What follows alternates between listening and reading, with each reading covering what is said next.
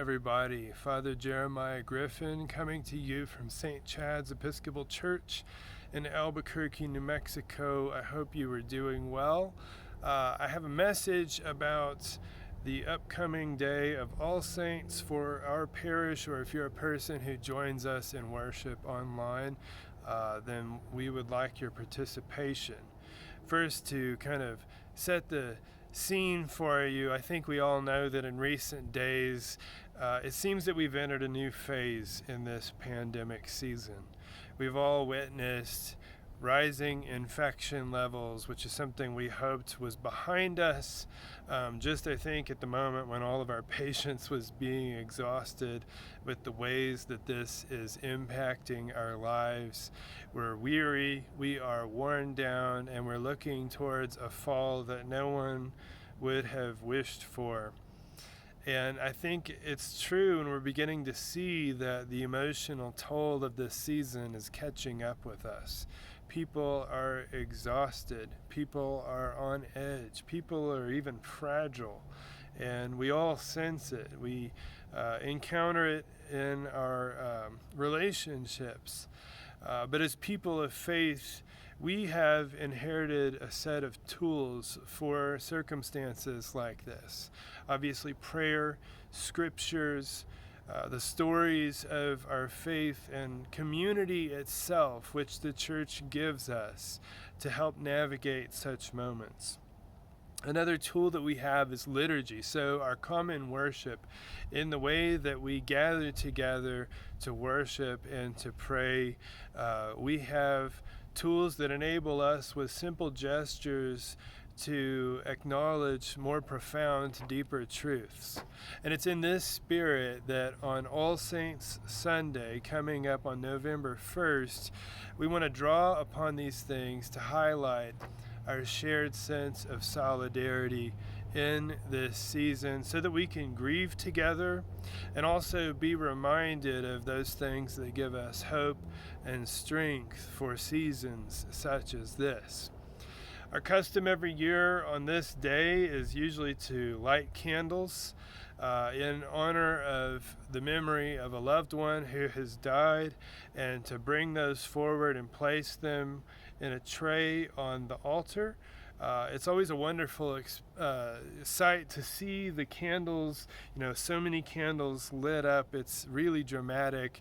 And we want to be able to do something kind of like that this year, only different, because what's true also about this year is that we have a lot more to grieve than simply the people that we've lost. Obviously, we still have those loved ones, but in a recent discussion with our new assisting priest, Leslie St. Louis, she pointed out wisely, I think, that this year we're also facing dashed hopes, dashed expectations. We grieve the education loss that we wanted for our children this year.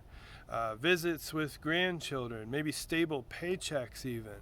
Travel that we were excited about, and several other instances, simple joys of life that we have set aside for a time that are on hold, or maybe even things that'll never quite be the same. It's my conviction in light of all this that we need to ground ourselves in the hope of God's bigger story and the assurances that we serve a Savior who did not shun suffering but actually entered into it so that that and death could be redeemed and defeated. So I want us to take some time as a community, as individuals, to unpack how these last months have been, to mourn those losses, to gather together virtually online to draw comfort from each other as a community so that we can be reminded that in grief we find a gateway not just towards new life but resurrection.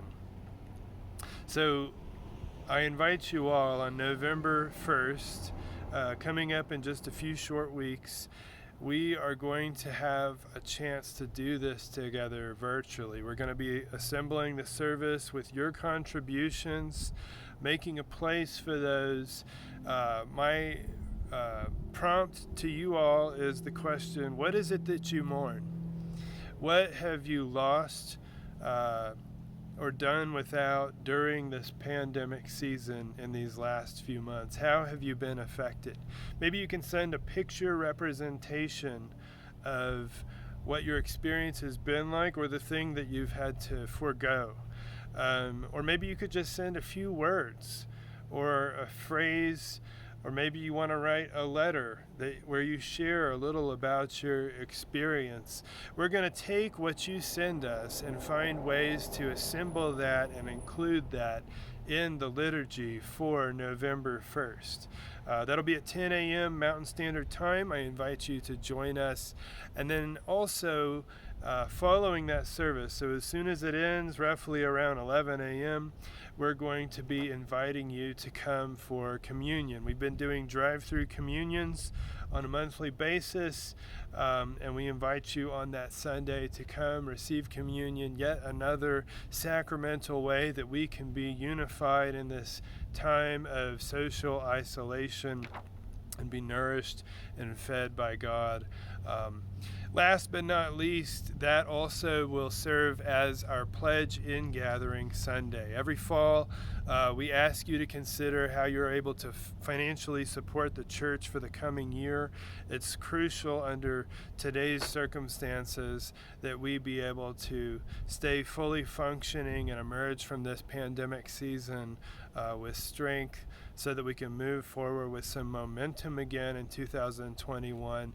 And so we ask between now and then for you to prayerfully consider what you're able to contribute financially as we begin to build the budget for the following year. Emails have gone out and letters to those of you who prefer to receive communication that way. Take those forms, and we ask that you bring those as you come to receive communion on All Saints' Day. It'll be a special day. It's always a meaningful day to me, and I hope it is to you too. And until then, I wish you safety, protection, whatever amount of peace that you are able to muster, given all the chaos and the tensions and the election season and everything else that's going on. I want you to know that my prayers are with you, that you are loved, that you are in our hearts, and that all of this is a part of a bigger story. So be strong.